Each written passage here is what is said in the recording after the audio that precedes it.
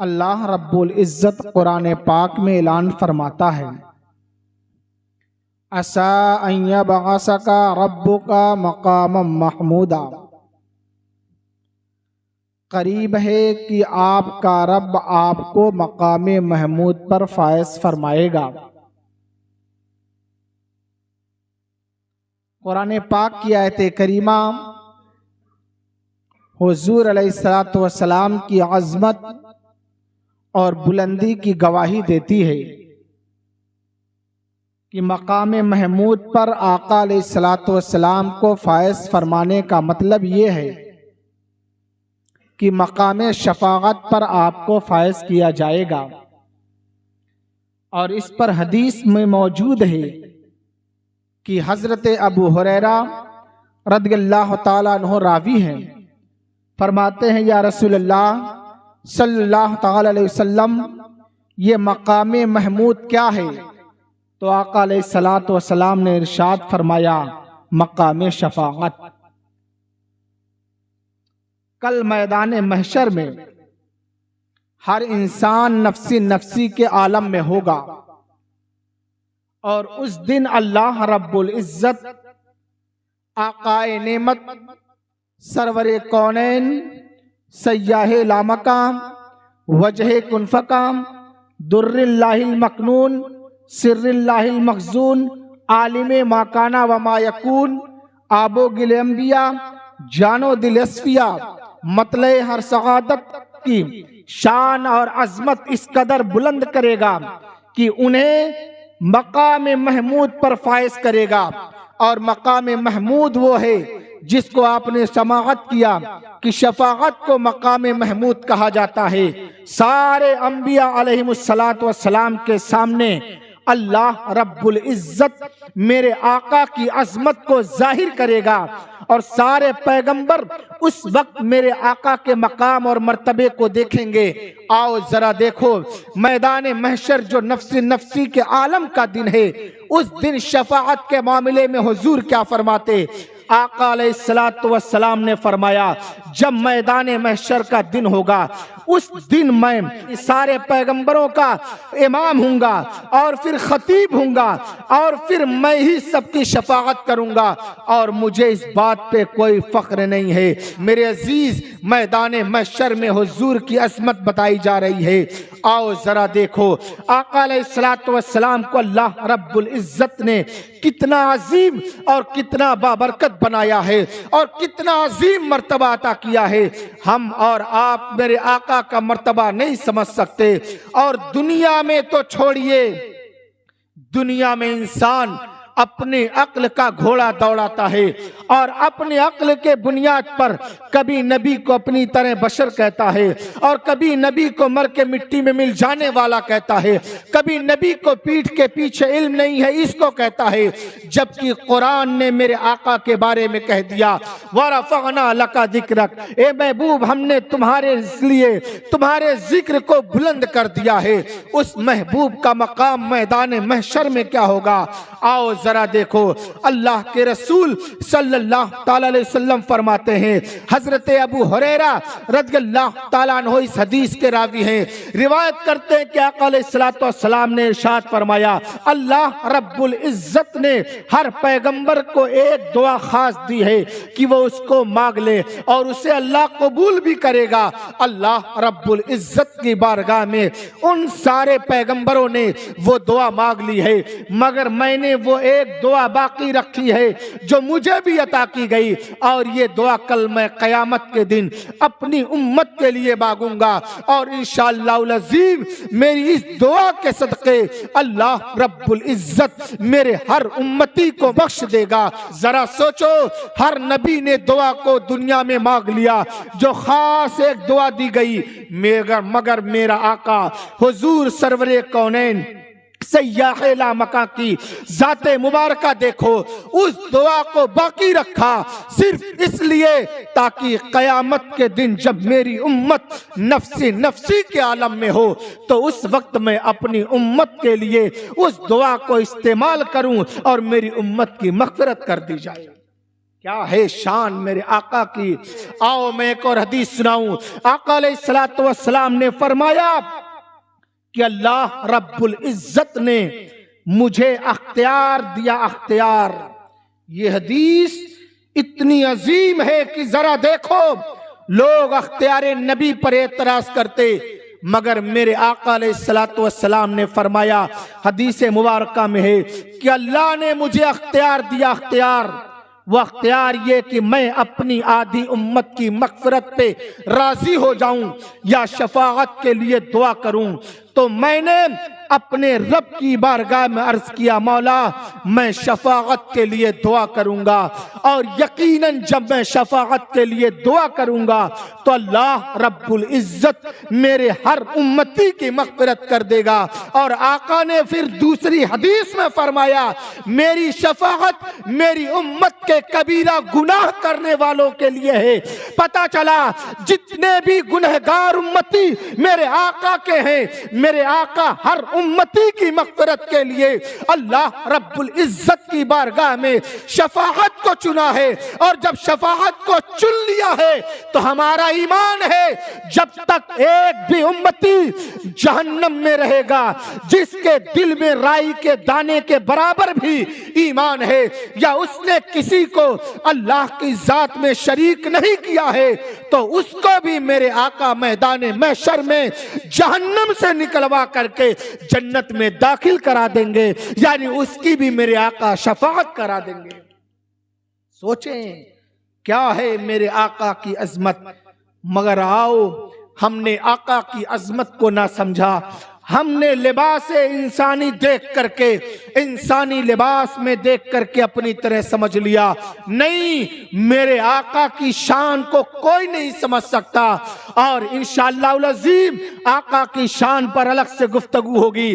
آ جاؤ ذرا دیکھو، کئی حدیثوں کا ماحصل بہار شریعت میں علامہ امجد علی علیہ الرحمہ تحریر فرماتے ہیں، جب قیامت کا دن ہوگا، نفسی نفسی کا عالم ہوگا، 50,000 سال کا ایک دن ہوگا، اس دن کا آدھا حصہ جب گزر جائے گا، ہر بندہ نفسی نفسی کے عالم میں اس دن دوڑ رہا ہوگا، ادھر ادھر دوڑ رہا ہوگا. اس حالت میں آدھا دن جب گزر جائے گا تو انہیں یاد آئے گا ہمیں اپنی شفاعت کے لیے اپنے باپ حضرت آدم کے پاس جانا چاہیے. حضرت آدم علیہ السلام کی بارگاہ میں یہ امتی دوڑ کر کے حاضر ہوں گے، گرتے پڑتے حضرت آدم کی بارگاہ حاضر ہوں گے، عرض کریں گے آپ ابو البشر ہیں، آپ کو اللہ رب العزت نے اپنے دست قدرت سے تخلیق کیا ہے، آپ اللہ کے مقرب ہیں، آپ کو اللہ رب العزت نے صفی بنایا ہے، آپ کی عظمت بہت بلند و بالا ہے. اے ابو البشر آدم علیہ السلام، آپ کو اللہ نے بہت بڑا مقام عطا فرمایا، آج ہم نفسی نفسی کے عالم میں ہیں، آپ ہماری مغفرت فرمائیے.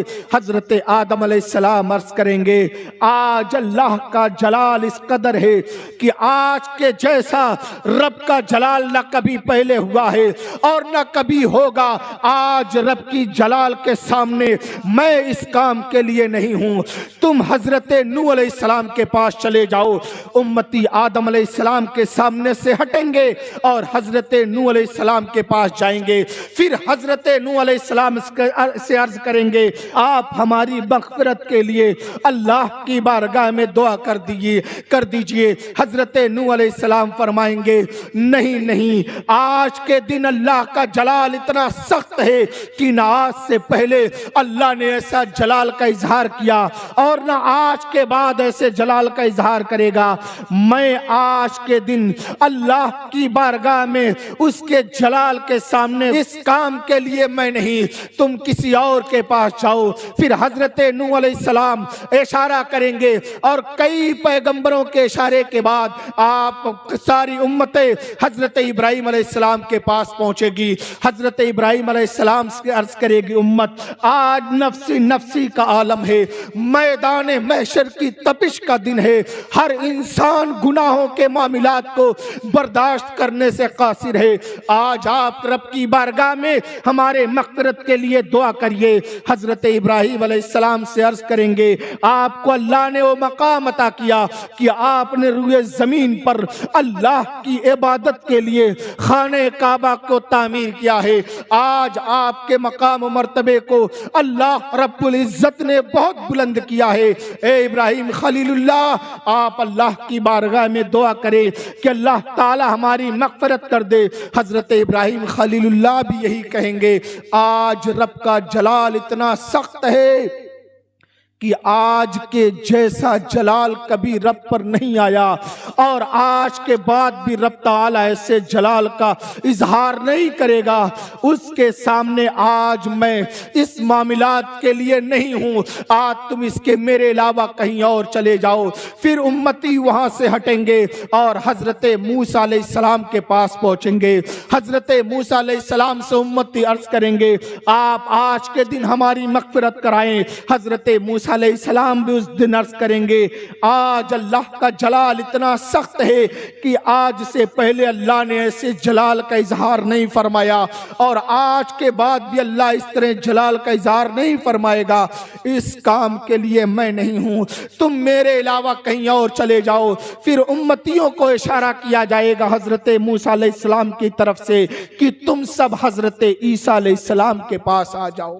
ذرا دیکھیں حضرت عیسیٰ علیہ السلام کی بارگاہ میں امتی پہنچ کر کے عرض کرے گی اے عیسیٰ علیہ السلام، آپ کو اللہ رب العزت نے بہت کمالات عطا کیے ہیں. آج ہم آپ کے پاس اس لیے آئے کہ آپ ہماری مغفرت کریں.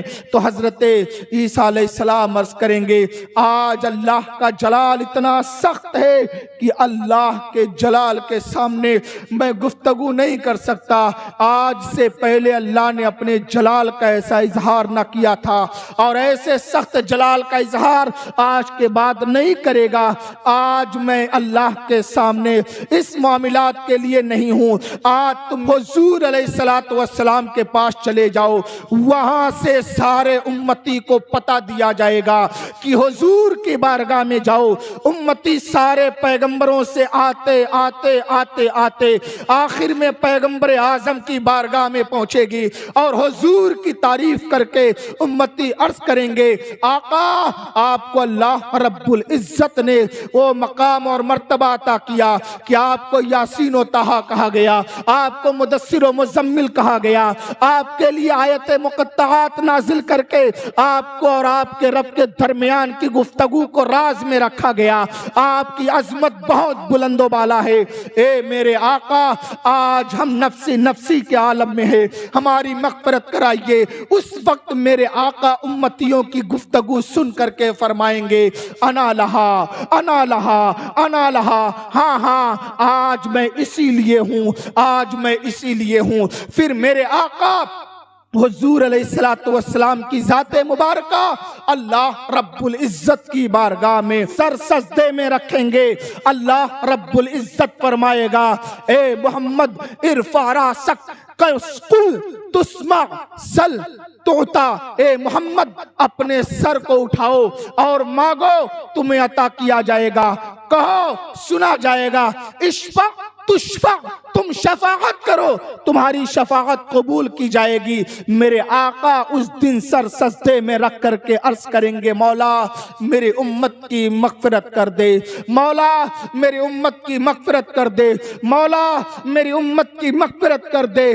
پھر اللہ رب العزت آقا کے امتیوں کی مغفرت کرے گا. اور حدیث میں ہے کہ آقا علیہ السلام ہر امتی کی مغفرت کرائیں گے، یہاں تک کہ جہنم کے اندر میرا آخری امتی جس کا ایمان کمزور سے کمزور ہوگا، یعنی رائی کے دانے کے برابر بھی اس کے دل میں ایمان ہوگا، تو میرے آقا اس کی مغفرت کرائیں گے.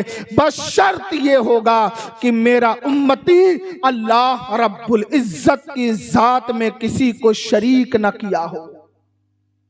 سوچیں شرک خدا بندی نہیں کیا اگر امتی تو ہر امتی خواہ وہ کتنا بھی گنہگار ہو عذاب جہنم کو وہ جھیل چکا ہوگا، اور میرے آقا پھر اس گنہگار امتی کی مغفرت کرائیں گے، اور ہر امتی کی مغفرت میرے آقا کرائیں گے۔ ذرا سوچو، محدثین نے اس حدیثوں کو بیان کرنے کے بعد ایک لطیف نقطہ بیان کیا ہے، فرمایا جب سارے پیغمبروں کو اور سارے امتیوں کو پتا ہے کہ آخر میں حضور علیہ السلام ہی مغفرت کرائیں گے، تو آخر آدم کے پاس کیوں بھیجا جا رہا ہے، موسیٰ کے پاس کیوں بھیجا جا رہا، عیسیٰ کے پاس کیوں بھیجا جا رہا، نوح کے پاس کیوں بھیجا جا رہا؟ اور فرماتے محدثین کی اس حدیث کو نقل کرنے والے محدثین کو بھی یہ باتیں معلوم ہے کہ آخر میں حضور کے پاس بھیجا جائے گا، تو آخر پہلوں کے پاس کیوں بھیجا گیا؟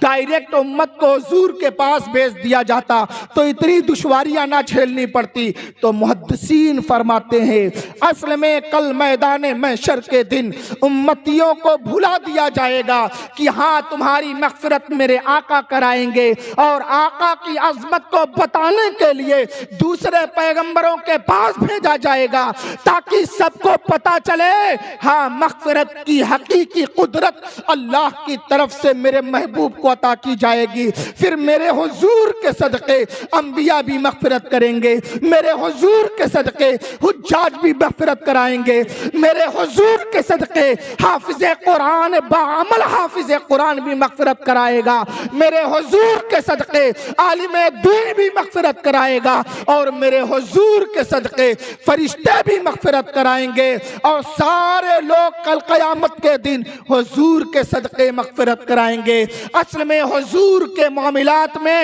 اسی لیے بھلایا گیا تاکہ آپ کو پتا چلے حضور کا مقام اور حضور کی عظمت کیا ہے۔ حضور کی عظمت کو بتانے کے لیے امتیوں کو سارے پیغمبروں سے گزارا جائے گا۔ یہ ہے میرے آقا کی عظمت، اور میدان محشر کی نفسی کے عالم کے دن یہ حال ہوگا کہ پیغمبر بھی بھیج دیں گے جاؤ میرے علاوہ کسی اور کے پاس۔ ہم نے آقا کے ساتھ وفا نہیں کیا، آقا سے جیسی محبت کرنا تھا ہم نے نہیں کیا، آقا کا عاشق جیسے ہمیں بننا تھا ہم نہیں بنے۔ یاد رکھو دنیا ایک دن ختم ہو جائے گی اور میدان محشر واقع ہو کر رہے گا، اور اس پر ایمان ہے اگر کسی نے میدان محشر کے وقوع میں شک کیا تو وہ شخص کافر ہو جائے گا، اس لیے کہ میدان محشر کے واقع ہونے کا ثبوت قرآن سے ہے۔ تو میدان محشر کے وقوع کے دن ہر امتی جب مغفرت کا متلاشی ہوگا تو اس وقت ان امتیوں کی مغفرت کے لیے میرے آقا ہی سب سے آگے ہوں گے۔ تو آقا سے محبت کریں اور آقا کی عظمت کو سمجھیں، آقا کے نام پر اپنی جان بھی اگر قربان کرنا پڑے تو قربان کرنے کا جذبہ پیدا کریں، آقا کی بارگاہ میں درود پاک پیش کیا کریں، آقا کی عظمت کو سمجھیں۔ بہت افسوس ہوتا ہے، میں نے بہت سی جگہوں پہ دیکھا اگر مرید کے پیر کی تعریف کی جائے تو مرید روپیہ لٹاتا ہے، ایسے روپے لٹاتا جیسے اس کے وہاں درخت سے پیسے آتے ہیں، درخت کے پتوں کی طرح۔ مگر اگر خطیب یا شاعر میرے آقا کی عظمت کو بیان کرے تو 1 روپے بھی مشکل سے کوئی دیتا ہے۔ وجہ کیا ہے؟ تم نے پیروں کی عظمت تو سمجھا، مگر پیروں سے ہزار